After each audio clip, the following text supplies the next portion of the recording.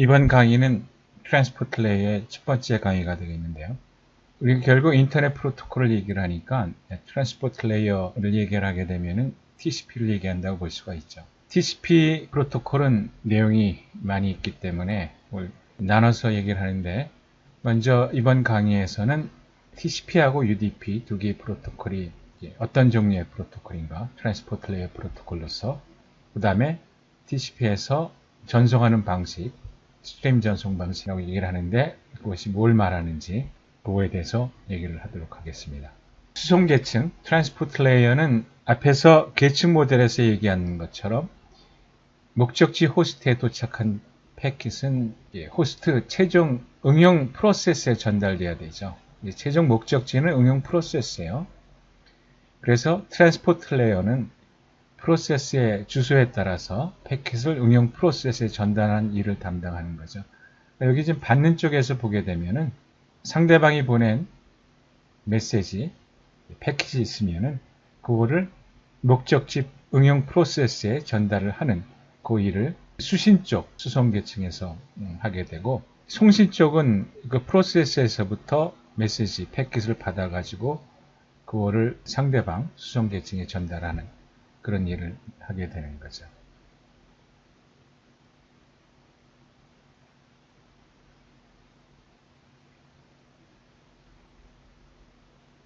그런데 수송 계층은 이것만 보고 있는데 엔드 투 엔드라 그랬어요. 수송 계층은 엔드 투. 근데 목적지 프로세스까지 그 메시지가 패킷이 날라오는 과정은 여러 물리망을 거쳐서 결국 목적지까지 오게 되는데, 이 과정에서 사실 어떤 일이 벌어지는지는 모르죠. 패킷에 오류가 발생할 수도 있고, 또 중간에 손실될 수도 있고, 또 순서가 바뀔 수도 있고, 여러 가지 일이 발생할 수가 있는데, 그러면은 수송 계층에서는 어떤 일을 해야 되느냐 하는 의문이 생기는데, 먼저 응용 프로세스가 뭘 요구를 하느냐에 따라서 트랜스포트 레이어가 해야 되는 일이 달라질 수가 있는데, 일단 먼저 신뢰성 서비스를 생각해 보죠. reliable 서비스.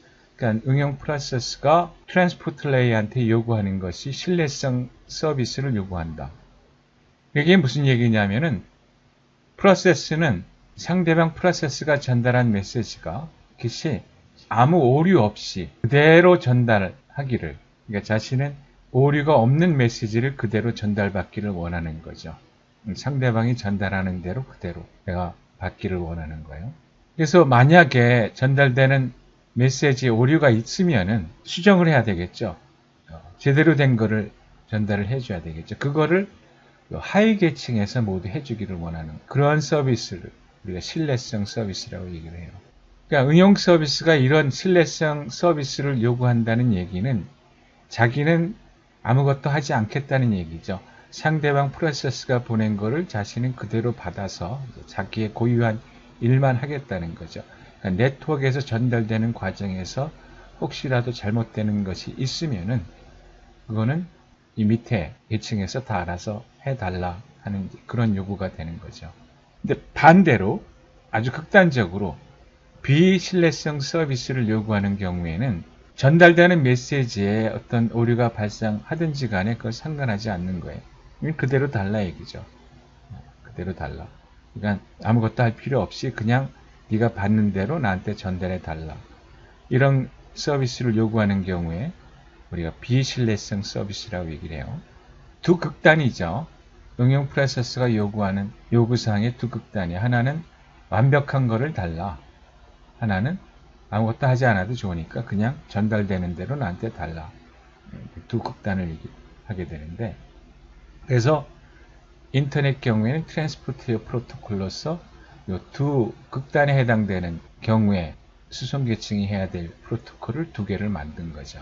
다시 얘기를 하면은 트랜스포트 레이어 입장에서는 응용 프로세스의 패킷을 전달할 때 완벽하게 모든 오류가 없이, 아무런 오류도 없이 완벽한 패킷을 전달할 수도 있고, 또 한 극단에서는 네트워크 레이어에서 자신한테 전달해 주는 거를 그냥 그대로 어플리케이션, 해당되는 어플리케이션 프로세스를 찾아가지고 전달을 시켜주는 거죠. 그러니까 자기는 아무것도 안 하는 거죠. 밑에서부터 올라오는 거를 받아서 해당 응용 프로세스 찾아서 그대로 전달만 시켜주는 거죠.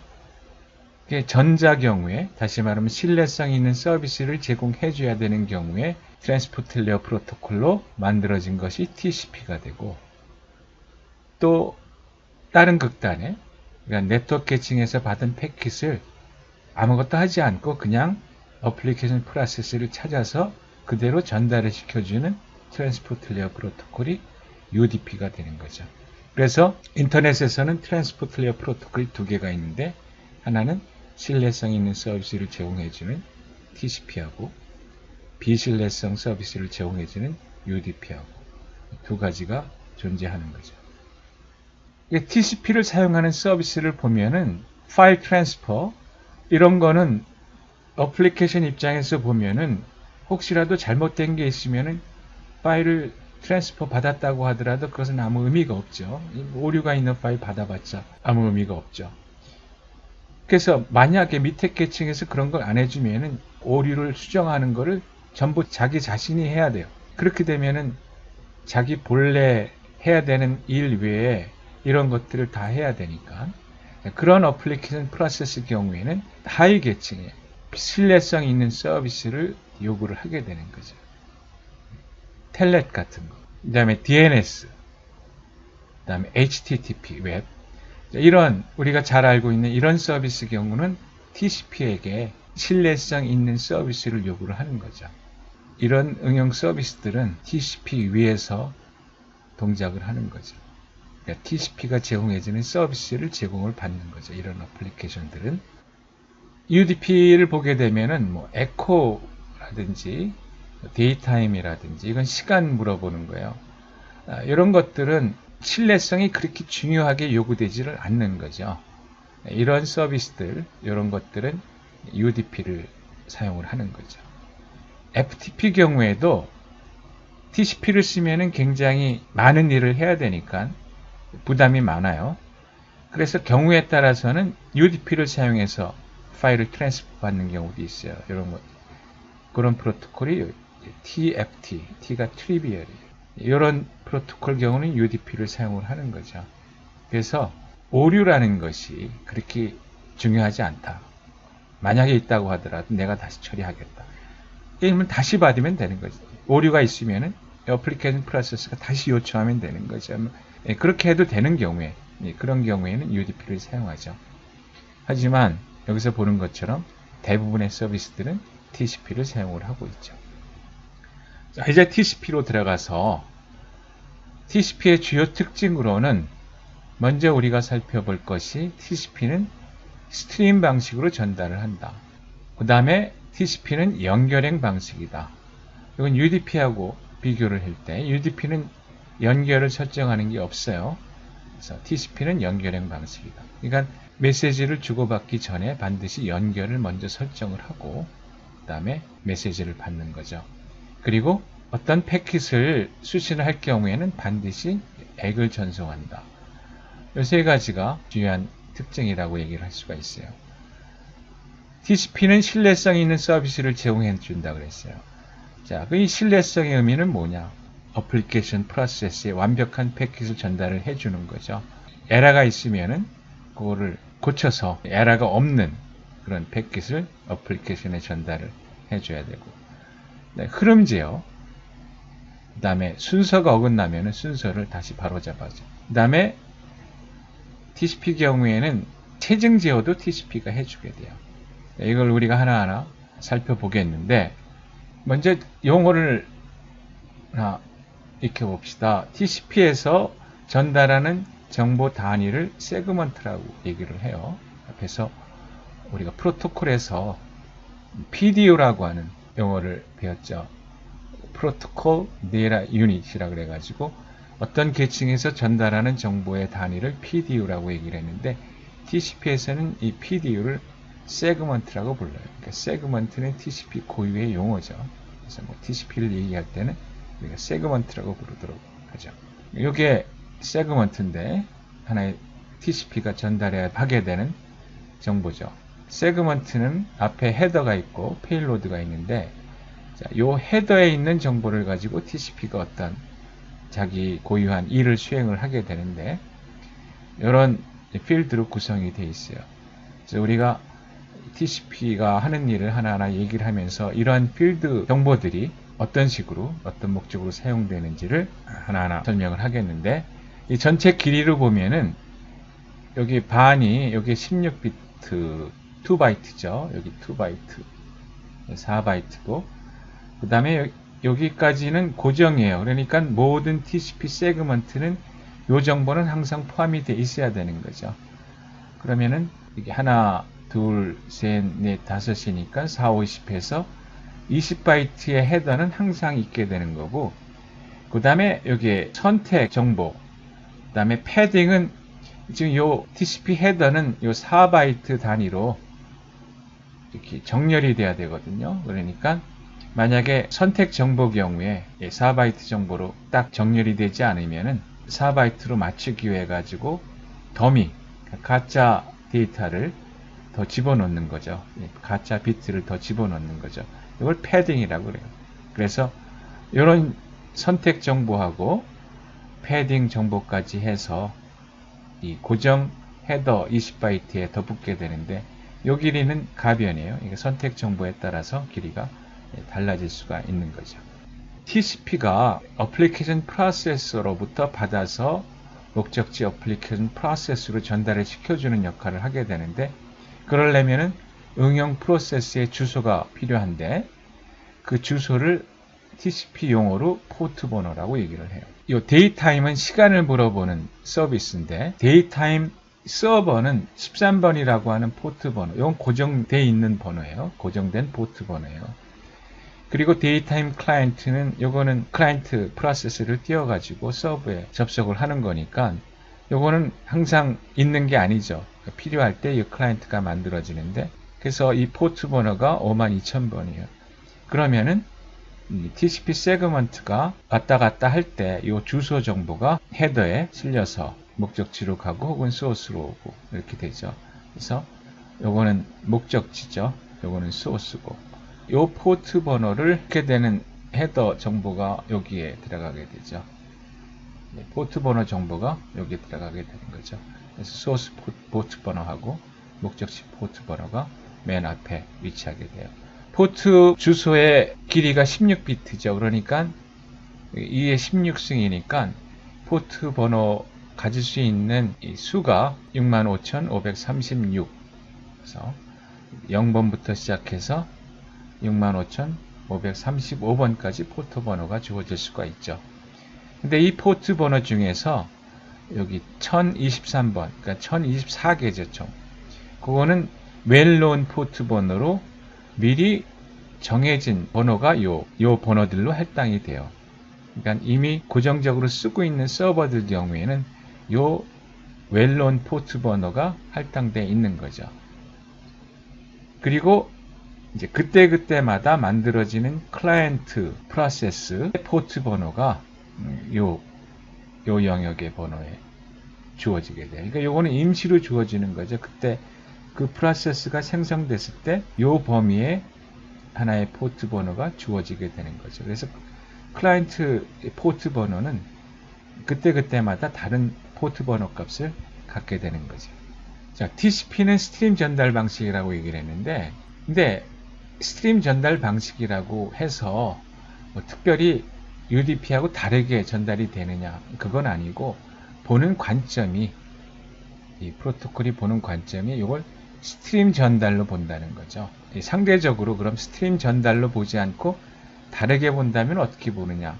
다르게 본다면은 이 세그먼트 하나하나 개수로 볼 수 있어요. 이렇게 세그먼트가 있으면 세그먼트 1번, 세그먼트 2번 이런 식으로 볼 수도 있는데 근데 TCP는 이렇게 보지를 않고 요거를 하나의 연속된 바이트 흐름으로 보는 거죠. 바이트 흐름으로. 네. 그래서 요건 이제 TCP가 독특하게 보는 관점이 되는데 IP 경우에 패킷 하나, 그러니까 패킷 1번, 패킷 2번, 패킷 3번 이런 식으로 따져요. 이더넷도 마찬가지예요. 프레임 1번, 프레임 2번, 프레임 3번 이런 식으로 따지게 되는데 TCP 경우에는 그렇게 따지질 않고 이걸 바이트 스트림으로 본다. 바이트 스트림으로. 이 보는 관점이 그렇다는 거예요. 자, TCP 경우에는 목적지 엔드-투-엔드니까 목적지 TCP하고 마치 이런 파이프가 있어가지고 바이트가 이렇게 흘러가는 스트림 흐름으로 본다는 거죠. 자, 이게 뭘 의미하느냐 하면은 이 시퀀스 넘버를 붙일 때 그 의미가 드러나는데, 자, 시퀀스 넘버는 세그먼트를 보낼 때마다 연속 번호 안에 일련 번호죠. 우리말로 하면 일련 번호. 이 일련 번호를 붙일 때 만약에 세그먼트를 1개, 2개, 3개 이런 식으로 본다면은 그 번호도 1번, 2번, 3번, 4번 이런 식으로 되겠죠. 근데 TCP는 지금 얘기한 대로 스트림 방식으로 본다고 했으니까 그렇게 따지는 게 아니라, 그러니까 시퀀스 넘버 값이 그런 식으로 주어지는 게 아니라 데이터 스트림에서 위치하는 시작 바이트로 시퀀스 넘버를 표시를 해요. 예를 들어 보면은 지금 세그먼트 1, 2, 3, 4, 5 이렇게 되는데 그 세그먼트 길이가 1000바이트라고 가정을 해보죠. 그리고 세그먼트 1의 시작 위치가, 여기 시작 위치가 바이트로 보면은 1001번 바이트예요. 그러면 여기는 1001번 바이트, 12001번 이런 식으로 되겠죠. 시작 위치가. 세그먼트의 시작 위치가 각각 이런 바이트 값이 되겠죠. 이걸 지금 얘기한 대로 쭉 바이트 스트림으로 보는 거예요. 그러니까 1001, 1002, 1003 이런 바이트가 쭉 흘러가는 걸로 보는 거죠. 그러면은 시퀀스 넘버가 이런 식으로 주어지게 돼요. 그러니까 세그먼트 1번, 2번, 3번, 4번 이렇게 값을 시퀀스 넘버로 매기는 게 아니라 시퀀스 넘버는 그 세그먼트가 바이트 스트림으로 봤을 때 첫 번째 시작하는 바이트가 뭐냐, 그 값으로 시퀀스 넘버가 주어지게 돼요. 시퀀스 넘버를 주게 돼요. 그래서 이 세그먼트 1의 시작 위치가 1001바이트가 되니까 1001이 되고, 두 번째 세그먼트는 10001이죠. 세 번째, 네 번째, 다섯 번째. 이런 식으로 시퀀스 넘버를 주게 돼요. 그러니까 1, 2, 3, 4, 5가 아니라 바이트 스트림으로 생각을 하고 그 세그먼트 첫 번째 위치의 바이트가 뭐냐 하는 그 값으로 시퀀스 넘버를 주게 되는 거죠. 그래서 이런 의미에서 TCP는 스트림 방식이라고 얘기를 하는 거죠. TCP는 받은 거에 대해서 항상 acknowledgement를 전송을 해요. 그러니까 받았다는 거를 상대방한테 얘기를 하는 거죠. 대답을 하는 거죠. 그래서 수신한 세그먼트가 아무 오류 없이 받았다고 그러면은 그거를 송신 TCP한테 액을 전송을 해요. 액을 전송한다 그래가지고 따로 액만 전송하는 걸 보내는 게 아니라 나도 데이터를 보낼 게 있을 때 그때 액이라고 하는 거를 같이 넣어서 보내는 거죠.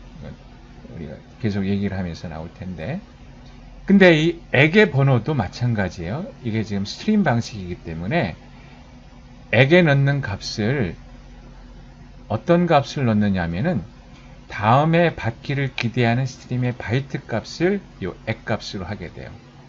지금 앞에 예에서 만약에 요 1번 세그먼트, 2번 세그먼트, 3번 세그먼트를 제대로 받았어요. 그럼 여기까지 제대로 받은 거죠. 그러면은 내가 1번, 2번, 3번을 제대로 받았다는 것에 대한 응답을 액으로 하게 되는데, 그때 액 값을 뭘로 쓰느냐 하면은, 그럼 다음에 내가 받기를 기대하는 바이트는 뭐냐 하면은 13001번 바이트가 되는 거죠. 그래서 이때 액 값은 13001번 값을 액 값으로 해서 상대방한테 보내게 되는 거죠. 그래서 상대방은 액 값이 13001번이라는 얘기는 13000바이트까지는 제대로 받았다. 그런 얘기가 되는 거죠. 그래서 이렇게 시퀀스 넘버하고 액 값을 이런 식으로 쓴다는 것이 바로 TCP가 전송하는 것을 스트림 방식으로 본다는 의미가 되는 거죠. TCP가 전달하는 과정을 그림으로 그려보면 이런 식이 돼요.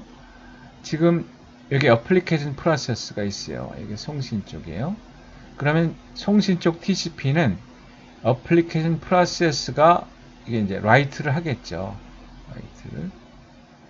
그러면은 일정한 크기로 데이터를 write 하면은 요 TCP 버퍼에 요거를 받아서 자, 요것들을 일정한 크기로 모아가지고 이걸 모아가지고 하나의 세그먼트를 구성을 해서 상대방한테 보내게 되는 거죠.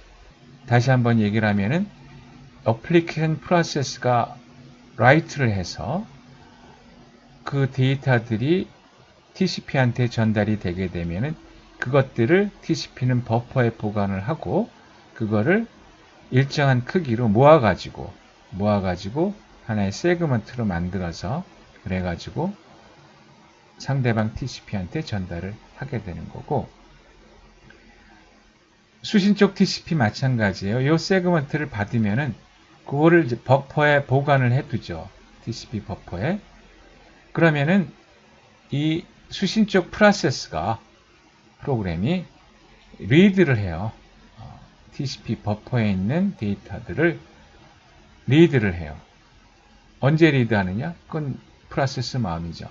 그래서 프로세스가 자기가 쭉 프로그램 실행을 하면서 필요할 때 TCP 버퍼에 있는 데이터 값을 계속 리드를 하게 되는 거죠. 이런 과정으로 TCP에서는 데이터, 세그먼트들이 전달이 이루어지게 돼요. 그래서 다음에 얘기를 하게 될 텐데, 우리가 TCP에서 플로우 컨트롤을 하게 되는 이유가 TCP 입장에서는 지금 이런 버퍼가 유한하거든요. 일정한 크기를 가지고 있죠. 그러니까 상대방 송신 쪽 TCP가 세그먼트가 있다고 해서 마음대로 보낼 수가 없어요. 왜냐하면 이쪽 프로세스가 리드하기 전에 리드를 하지 않으면 계속 버퍼에 지금 보관되어 있어야 되는데, 근데 이게 꽉 찼는데도 불구하고 계속해서 보낸다 그러면은 이건 오버플로우가 나겠죠. 손실이 일어나죠. 그래서 TCP에서 플로우 컨트롤을 하게 되는 거죠.